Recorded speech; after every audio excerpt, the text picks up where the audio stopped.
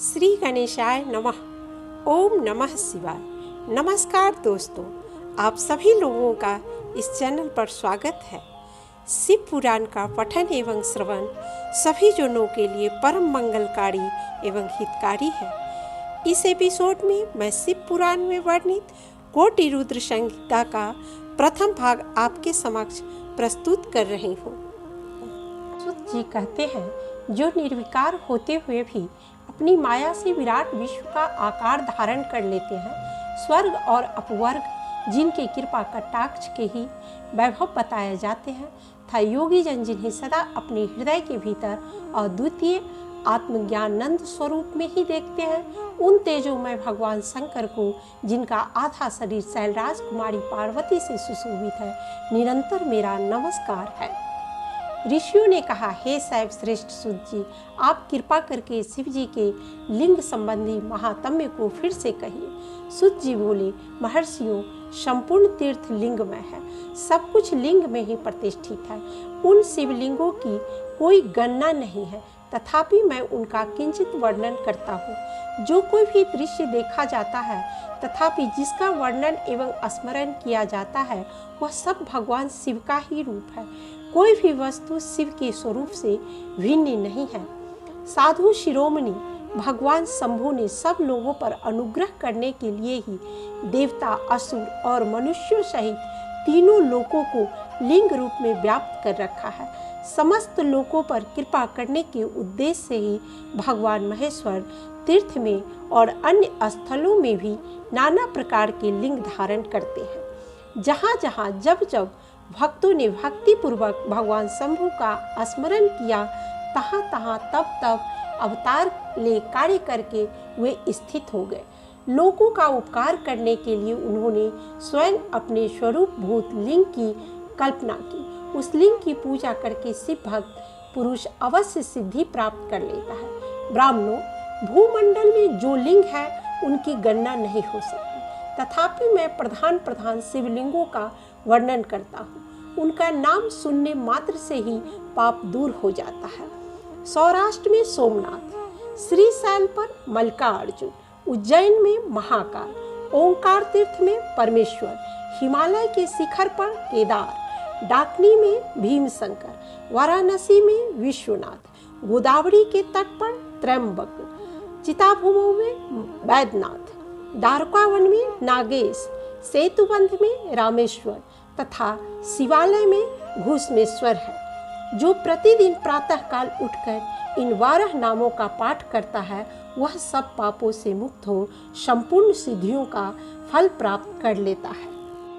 इन 12 ज्योतिर्लिंगों का नैवेद्य यत्न पूर्वक ग्रहण करना चाहिए। ऐसा करने वाले सुख के सारे पाप, पुरुष के सारे पाप उसी क्षण जलकर भस्म हो जाता है। मुनीश्वर, जिस मनोरथ को पाने की इच्छा रखकर श्रेष्ठ मनुष्य इन 12 नामों का पाठ करेंगे, वे इस लोक और परलोक में उस मनोरथ को अवश्य प्राप्त करेंगे। परलोक में उन्हें अवश्य मोक्ष प्राप्त होगा। अब मैं ज्योतिर्लिंगों के उपलिंगों का वर्णन करता हूँ। मुनीश्वरों, ध्यान देकर सुनो। सोमनाथ का जो उपलिंग है उसका नाम अंतकेश्वर है। वह उपलिंग मही नदी और समुद्र के तट पर है। मल्लिकार्जुन से प्रकट उपलिंग रुद्रेश्वर के नाम से प्रसिद्ध है। वह भृगु कक्ष में स्थित है। महाकाल संबंधी उपलिंग दुग्धेश्वर या दूधनाथ के नाम से प्रसिद्ध है। वह नर्मदा के तट पर है। ओंकारेश्वर संबंधी उपलिंग कर्दमेश्वर के नाम से प्रसिद्ध है। वह बिंदु सरोवर के तट पर है। केदारेश्वर संबंधी उपलिंग भूतेश्वर के नाम से प्रसिद्ध है और यमुना के तट पर है।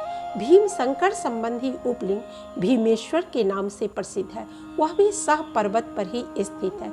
नागेश्वर संबंधी उपलिंग का नाम भी भूतेश्वर ही है। वह मल्लिका सरस्वती के तट पर स्थित है। रामेश्वर से प्रकट हुए उपलिंग गुप्तेश्वर है।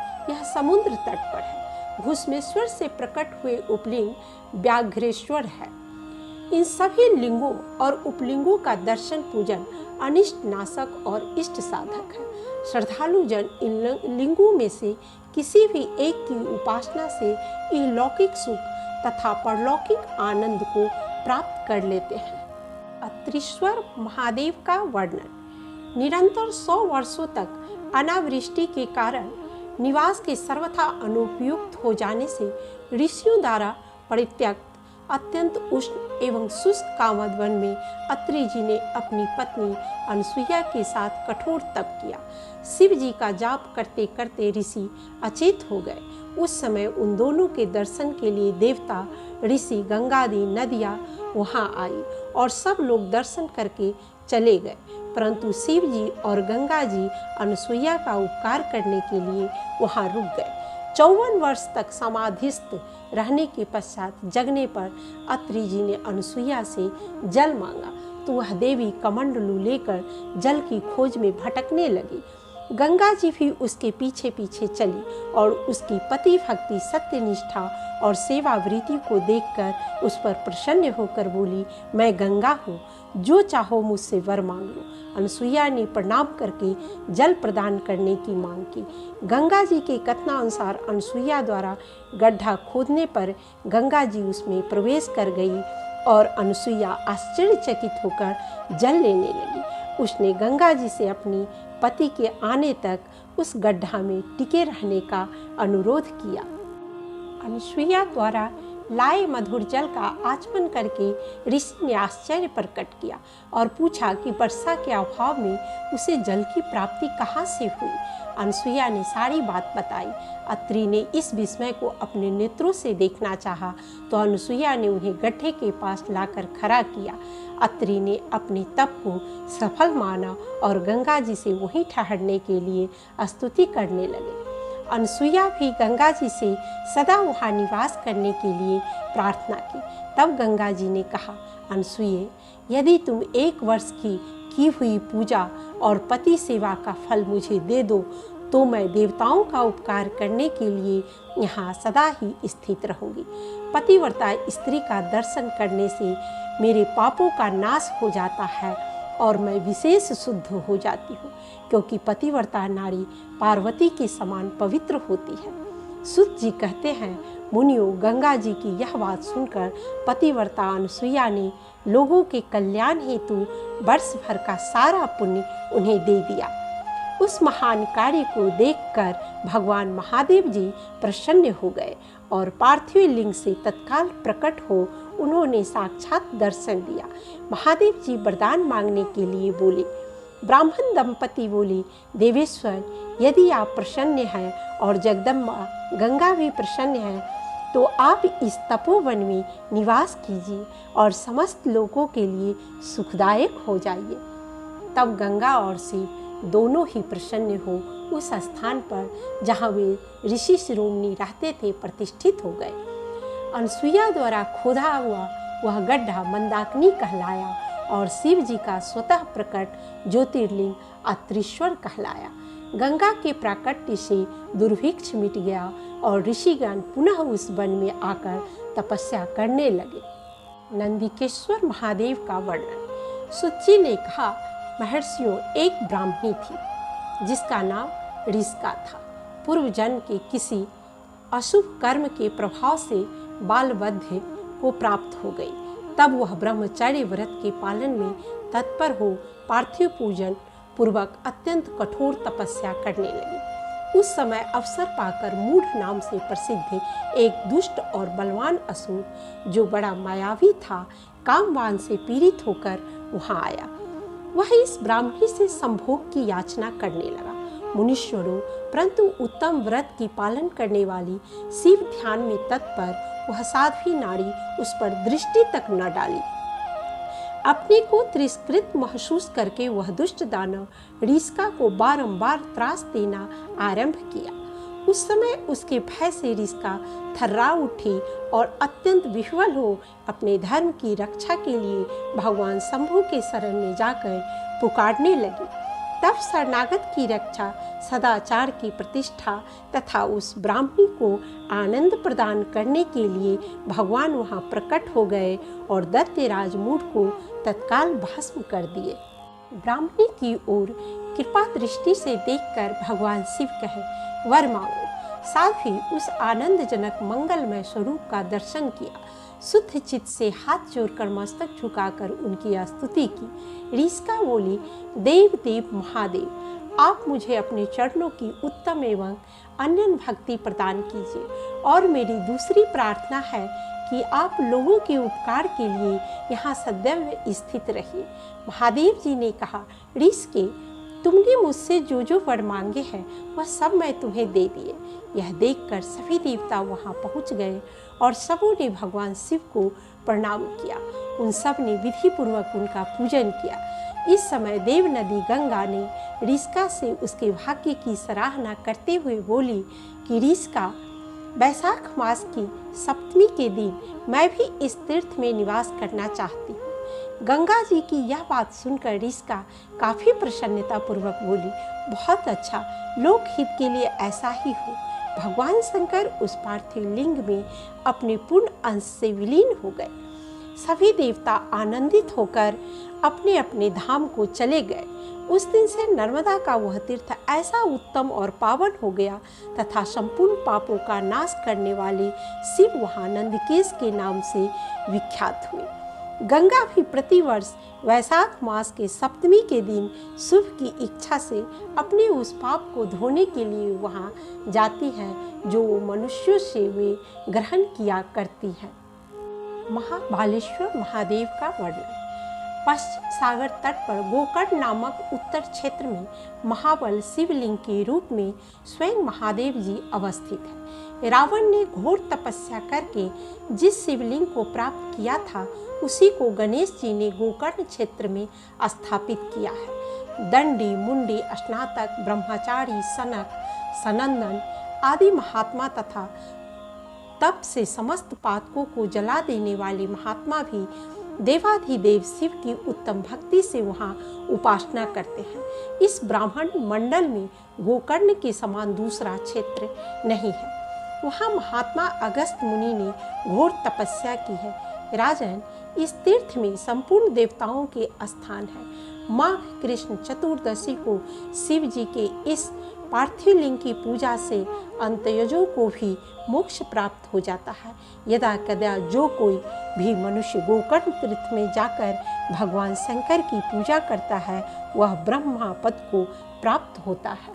अंधकेश्वर महादेव का वर्णन। समुद्रवासी अंधासुर ने त्रिलोकी को अपने वश में करके जब देवताओं को उस पर चढ़ाई करने का आदेश दिया, शिव जी अपने अपने गणों के साथ स्वयं भी अंधक के गर्त पर आ गए। अंधक अपने गर्त से निकलकर भीषण युद्ध करने लगा। देवों ने शिव जी से प्राप्त बल की सहायता से अंधक को मार भगाया। अंधक जो ही अपने गर्त पर आया तो ही पहले से सतर्क शिव जी ने अपने त्रिशूल से उसका सिर छेदन कर दिया। अंधक भगवान शंकर का स्तुति गान करने लगा, जिससे प्रसन्न होकर शिवजी ने उसे वर मांगने को कहा तो उसने शिवजी से उनकी वही स्थिरता मांगी, जिसे उन्होंने स्वीकार कर लिया। इन्हीं महादेव जी का नाम ही अंधकेश्वर महादेव पड़ा। 6 मास तक अंधकेश ज्योतिर्लिंग की पूजा करने से निसंदेह मनुष्य के सभी मनोरथ पूर्ण होते हैं। बटुकेश्वर महादेव का वर्णन। शिव भक्त दधीची ब्राह्मण की पुत्र वधु दुगला बड़े दुष्ट स्वभाव की थी, जिसके कारण यह परिवार किसी ग्राम में टिक नहीं पाता था। एक समय दधीची पुत्र सुदर्शन ने शिवरात्रि को अपनी पत्नी के साथ संभोग किया और बिना स्नान किए ही उसने शिव पूजा की। इससे रुष्ट होकर शिव जी ने उसे जर हो जाने का शाप दिया। इस पर दुखी होकर दधीची ने पार्वती की स्तुति की, जिस पर प्रसन्न होकर भगवती ने उसे अपना पुत्र बना लिया। पार्वती जी के अनुरोध पर शिव जी ने अपने चारों पुत्रों को बटुक रूप में 4 दिशाओं में अभिषिक्त कर दिया और यह विधान कर दिया कि वटुक की पूजा के बिना शिव पूजा असफल होगी। इस प्रकार शिव जी चारों दिशाओं में बटुकेश्वर महादेव के रूप में अवस्थित हैं। हरीश्वर महादेव का वर्णन। एक समय जब राक्षस मनुष्यों को कष्ट देने लगे, वो धर्म का ह्रास हो गया, तब देवता विष्णु जी के पास गए। विष्णु जी ने देवों को यह कहकर आश्वस्त किया कि वे शिव जी की आराधना करके तथा उनसे प्राप्त शक्ति से दैत्यों का संहार करेंगे। विष्णु जी कैलाश के अधियक्ता में जाकर शिव जी का भजन करने लगे। मानसरोवर से उत्पन्न कमलों से शिव जी की पूजा करने लगे। विष्णु ने शिव जी के सहस्त्र नामों का पाठ आरंभ किया। वे एक एक नाम मंत्र का उच्चारण करते हुए एक एक कमल शिव जी पर चढ़ाने लगे। विष्णु जी की सत्यनिष्ठा की परीक्षा के लिए शिव जी ने सहस्त्र कमलों में से एक कमल को छुपा लिया, जिसे ढूंढने के लिए विष्णु ने त्रिलोकी को छान मारा, परंतु उन्हें वह कमल नहीं मिला। तब अचल व्रती विष्णु अपना एक नेत्र ही शिव जी पर चढ़ाने लगे। ऐसा होते देख शिव जी प्रकट हो गए और विष्णु से अभिलाषित वर मांगने को कहने लगे। तब विष्णु ने सर्व अंतर्यामी शिव जी से दैत्यों की व्यथा और अपनी असमर्थता निवेदित की।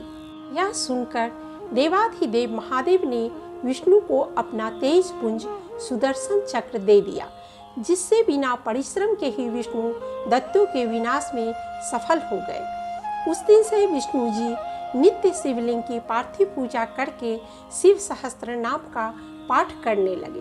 वे भक्तों को भी इसी का उपदेश करने लगे। शिव जी की पार्थिव पूजा के प्रभाव से ही विष्णु सभी देवों में अग्रगण्य प्रसिद्ध हुए। हाटकेश्वर महादेव का वर्णन अति प्राचीन समय की बात है। आर्णत प्रदेश यथार्थ द्वारका के पास सर्व रूपेण संपन्न वन प्रदेश में ऋषि मुनि अपने गृहस्थ धर्म के साथ अपनी पर्ण कुटिया बनाकर रहते थे। वैदिक धर्म का पालन करते हुए अपना समय व्यतीत करते थे। उसी समय की बात है, सती वियोग से व्यथित कैलाशपति शंकर दिगंबर अवधूत रूप में घूमते फिरते आर्णत प्रदेश में आ पहुँचे। भगवान दिगंबर की स्वर्ण सदृश तथा तेज पुंज काया को देखकर ऋषि मुनियों की पत्नियों की बुद्धि काम विह्वल हो गई। सारा काम धंधा भूलकर शंकर को देखने लगी। अपनी पत्नियों की दशा देखकर मुनि अत्यंत खिन्न हो उठे और क्रोधावश में आकर सदाशिव शंकर को श्राप दे दिया कि तुमने हमारे आश्रम को दूषित किया है, इसलिए यह लिंग पृथ्वी पर तुरंत ही गिर पड़ेगा। भगवान दिगंबर शांत रहे। देखते ही देखते भगवान शंकर का लिंग पृथ्वी पर उसी वक्त धरातल को फाड़कर पाताल में जा बसा। कैलाशपति शिव को बहुत खेद हुआ और वे उसी क्षण से गुप्तवास में रहने लगे। महादेव के गुप्तवास चले जाने से पृथ्वी पर तरह तरह से उपद्रव, उत्पात तथा कष्ट शुरू हो गए। ऐसा लगने लगा कि जैसे प्रलय आ गया हो। सभी देवता लोग ब्रह्मा जी की स्तुति की, फिर उनसे पृथ्वी पर उत्पन्न उपद्रव के बारे में पूछा। ब्रह्मा जी समाधिस्थ हुए और सब कुछ समझ गए कि भगवान शंकर के गुप्तवास में जाने के कारण यह सब हो रहा है। फिर ब्रह्मा, विष्णु और सभी देवता, ऋषि मुनि मिलकर वहां पहुँचे और शिव जी की वंदना स्तुति करने लगे। तब शिव जी प्रकट हुए। सभी देवताओं ने कहा, आप सती के लिए दुखी न हो। हिमालय में मेनका के यहाँ पार्वती का जन्म होगा, वही पार्वती आपकी सती है, जिसे आप ग्रहण कर प्रसन्न होंगे। इसलिए आप इस लिंग का पूर्वत धारण कर लें। भगवान शंकर ने लिंग धारण करने से पहले कहा, यदि ब्राह्मण लोग विधि पूर्वक लिंग पूजा करेंगे तभी मैं इसे धारण करूंगा। ब्राह्मणों ने कहा, हे महादेव, हम भी आपके लिंग की पूजा कर सुखी प्रसन्न होंगे।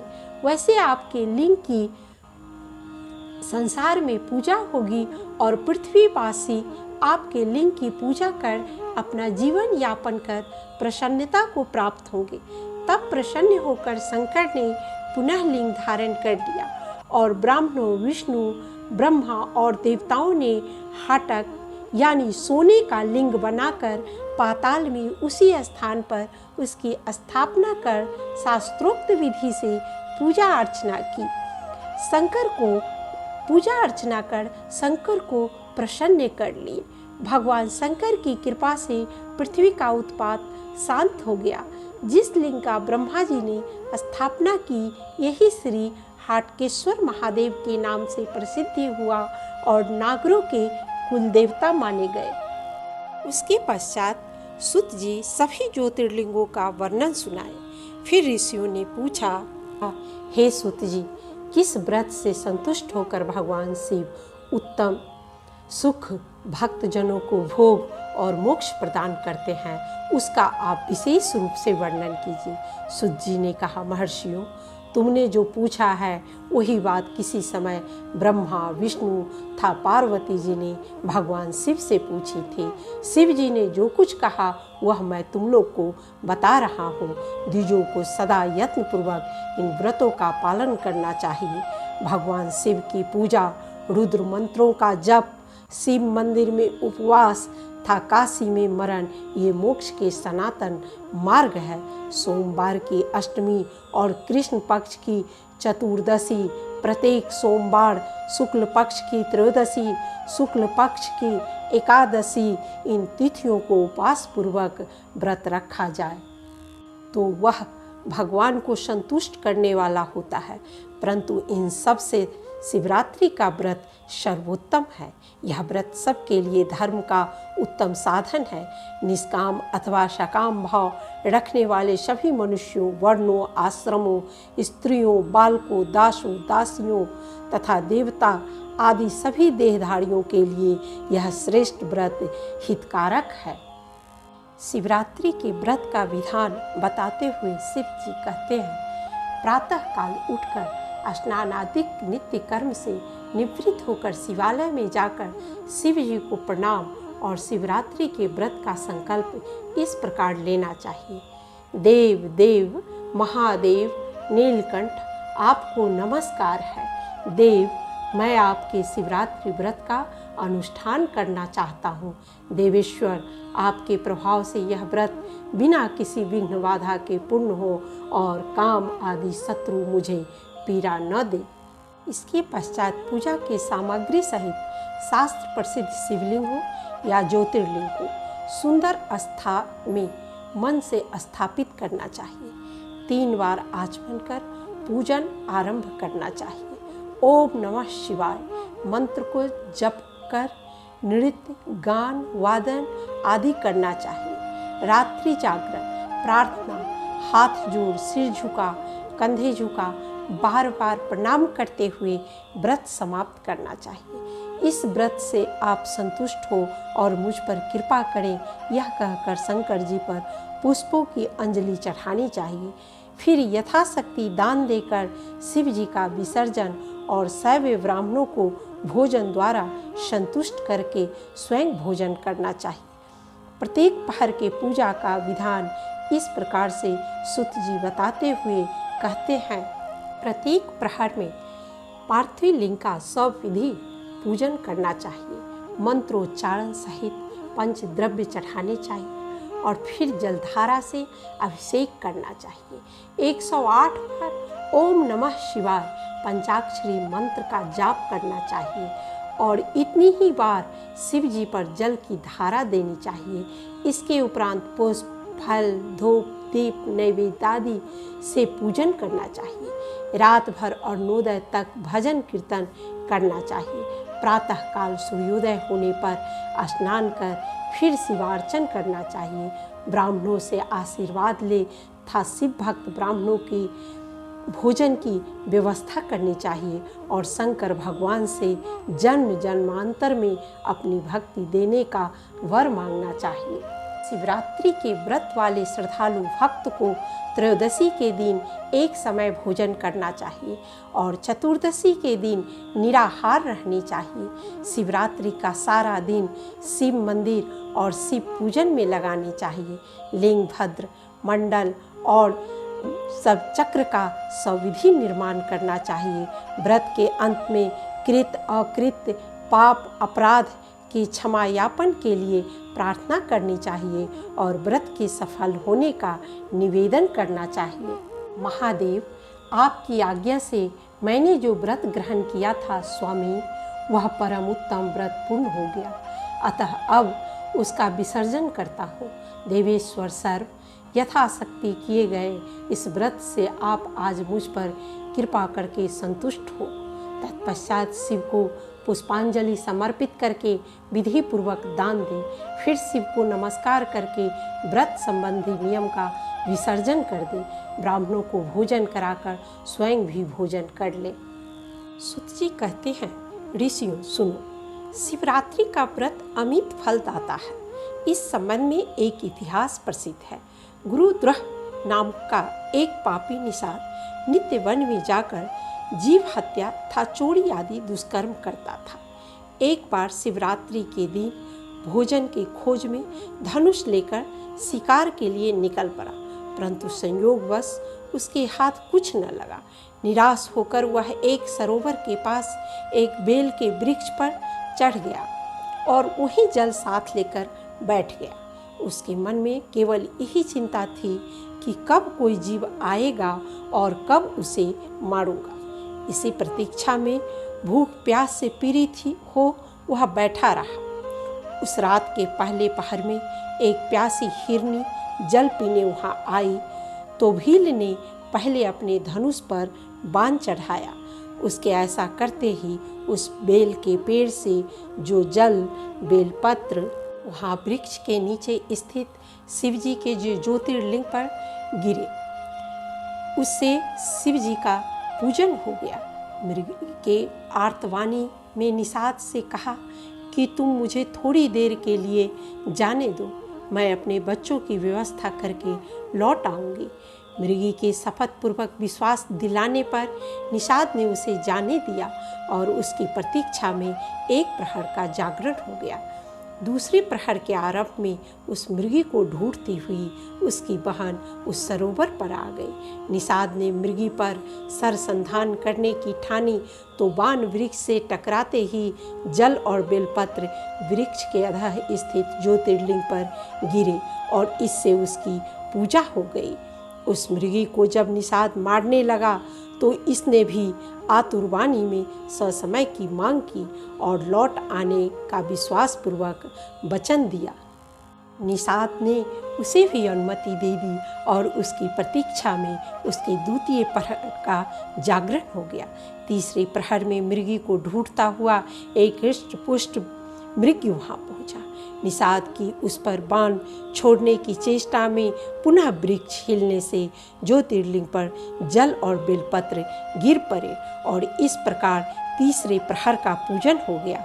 मृग ने भी कातरवाणी में निषाद से अपने बच्चों की व्यवस्था के लिए समय देने की मांग की और अपने लौट आने की सौगंध खाकर उसे विश्वास दिलाया। उसकी प्रतीक्षा में निषाद का चतुर्थ प्रहर का जागरण हो गया। घर पहुंचने पर तीनों ने एक दूसरे को अपनी एक जैसी कहानी सुनाई तो मृग ने मृगियों को बच्चों के लालन पालन का दायित्व सौंप स्वयं निषाद के पास जाने की सोची। मृगियों ने वैधव्य को असह्य दुख बताते हुए स्वयं भी साथ चलने का आग्रह किया। इधर बच्चे भी माता पिता के पीछे चलते हुए पहुंच गए। चतुर्थ प्रहर में जो ही निषाद ने धनुष पर बाण चढ़ाया उसकी उस चेष्टा से स्वतः ही जल और बेलपत्र शिव जी पर चढ़ने से चतुर्थ प्रहर की पूजा हो गई। इससे निषाद का पाप भस्म हो गया और उसे ज्ञानोदय हुआ, जिसके फलस्वरूप मृग मृगी की सत्यनिष्ठा वचनबद्धता तथा परोपकार परायणता को देखकर उसने मृग मृगी की प्रशंसा करते हुए उन्हें मुक्त कर दिया। निषाद के इस आचरण पर प्रसन्न होकर शिव जी प्रकट हो गए और उससे वर मांगने को बोले। तब निषाद ने शिव जी की स्तुति करते हुए लोक कल्याण के लिए उनसे वहाँ स्थिर रहने का वरदान मांगा, जिसे शिव जी ने तथास्तु कह दिया। तब से अर्बुदाचल पर्वत पर शिव जी व्याघ्रेश्वर नाम से स्थिर हुए। अनेकों प्रकार के यज्ञ तप दान व्रत इस शिवरात्रि व्रत की समानता नहीं कर सकते हैं, इसलिए अपना हित चाहने वाले प्रत्येक मनुष्य को यह व्रत करना चाहिए। ऋषियों ने पूछा, सूत जी, मुक्ति मिलने पर क्या होता है? मुक्ति में जीव की कैसी अवस्था होती है, यह हमें बताइए। सूत जी ने कहा, महर्षियों सुनो, मैं तुमसे संसार क्लेश का निवारण तथा परमानंद प्रदान करने वाली मुक्ति का स्वरूप बताता हूँ। मुक्ति 4 प्रकार की कही गई है: सारूप्या, सालोक्या, सानिध्या तथा चौथी सायुज्या। इस शिवरात्रि व्रत से सब प्रकार की मुक्ति सुलभ हो जाती है। जो ज्ञान स्वरूप, अविनाशी, साक्षी, ज्ञानगम्य और द्वैत रहित साक्षात शिव है, वही यहाँ कैवल्य मोक्ष के तथा धर्म, अर्थ और काम रूप त्रिवज्ञ के भी दाता है। कैवल्य नामक जो 5वीं मुक्ति है, वह मनुष्यों के लिए अत्यंत दुर्लभ है।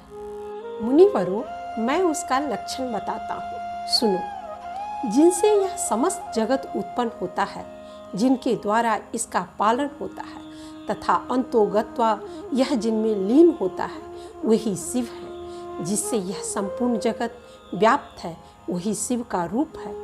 शिवजी ही सृष्टि के आदि में निर्गुण परमात्मा से सगुण शिवजी बनकर आविर्भूत हुए हैं।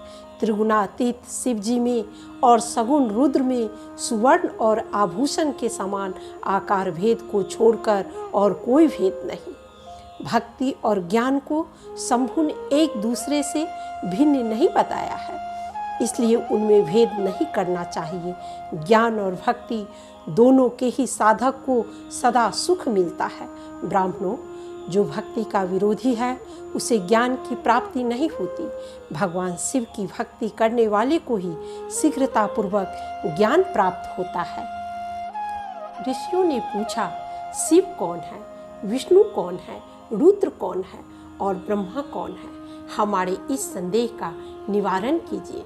सूत जी ने कहा, महर्षियों, वेद और वेदांत के विद्वान ऐसा मानते हैं कि निर्गुण परमात्मा से सर्वप्रथम जो सगुण रूप प्रकट हुआ, उसी का नाम शिव है। शिव से पुरुष सहित प्रकृति उत्पन्न हुई। उन दोनों ने मूल स्थान में स्थित जल के भीतर तप किया।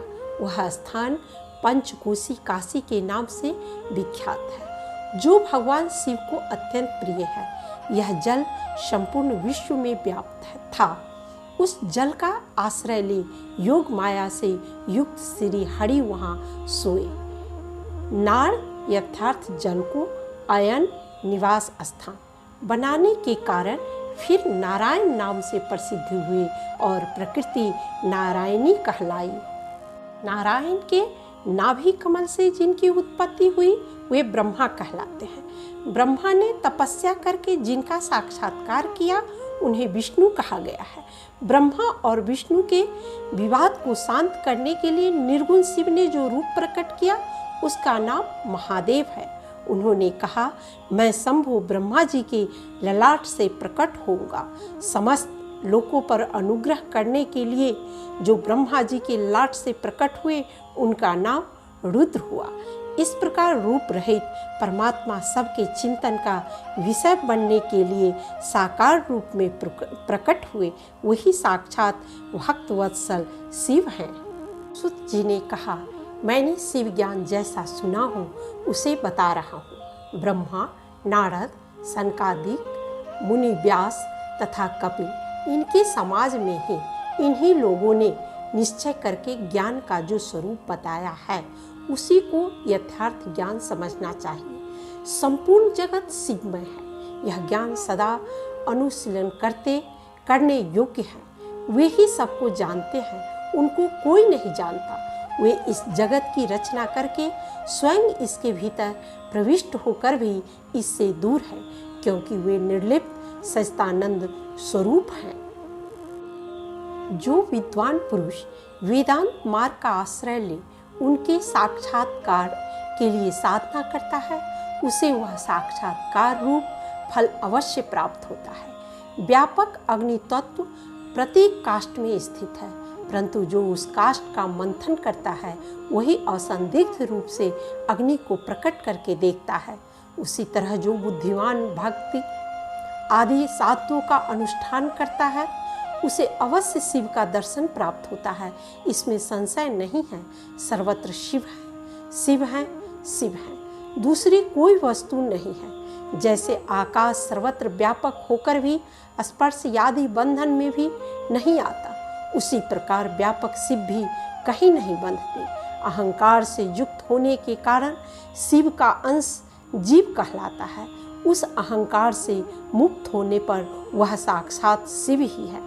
कर्मों के योग में लिप्त होने के कारण जीव तुच्छ है और निर्लिप्त होने के कारण शिव महान है। जैसे एक ही सुवर्ण आदि चांदी आदि से मिल जाने पर कम कीमत का हो जाता है, उसी प्रकार अहंकार युक्त जीव अपना महत्व खो बैठता है।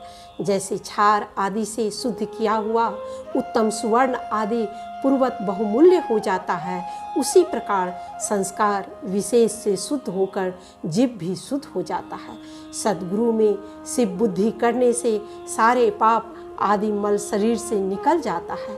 अहंकार मुक्त निर्मल बुद्धि वाला जीव भगवान शंकर के प्रसाद से पुनः शिव रूप हो जाता है। जैसे दर्पण में अपना रूप दिखाई देता है, उसी तरह उसे सर्वत्र शंभु का साक्षात्कार होने लगता है। वही जीवन मुक्त कहलाता है। वह दुख सुख दोनों में संभाव रखता है। आत्मचिंतन से तथा तत्वों के विवेक से ऐसा प्रयत्न करे कि शरीर से अपनी पृथकता का बोध हो जाए। अतः मुक्ति की प्राप्ति के लिए भगवान शंकर से बढ़कर दूसरा कोई देवता नहीं है। उनकी शरण लेकर जीव संसार बंधन से छूट जाता है। यह सारा उपयुक्त विवरण प्रस्तुत करने के उपरांत सुत जी बोले, पुण्यात्मा ऋषियों, यह परम पवित्र दिव्य एवं गुप्त ज्ञान साक्षात शिव जी ने विष्णु जी को, विष्णु जी ने ब्रह्मा जी को, ब्रह्मा जी ने सनकादिकों को, सनकादिकों ने नारद जी को, नारद जी ने व्यास जी को और वेद व्यास जी ने मुझे दिया, जो मैंने आपको सुनाया है। इसके श्रवण मनन से कुछ भी दुर्लभ नहीं रहता, सभी रिद्धियाँ सिद्धियाँ सहज हस्तगत हो जाती है। आज का ये एपिसोड यहीं समाप्त होता है। इस चैनल के सभी एपिसोड्स के साथ जुड़े रहने के लिए लाइक शेयर एवं बेल आइकन दबा के सब्सक्राइब करना न भूलें। मिलते हैं फिर अगले एपिसोड में। तब तक आप सभी लोग अपना ख्याल रखें। महादेव की कृपा आप सबों पर बनी रहे। हर हर महादेव।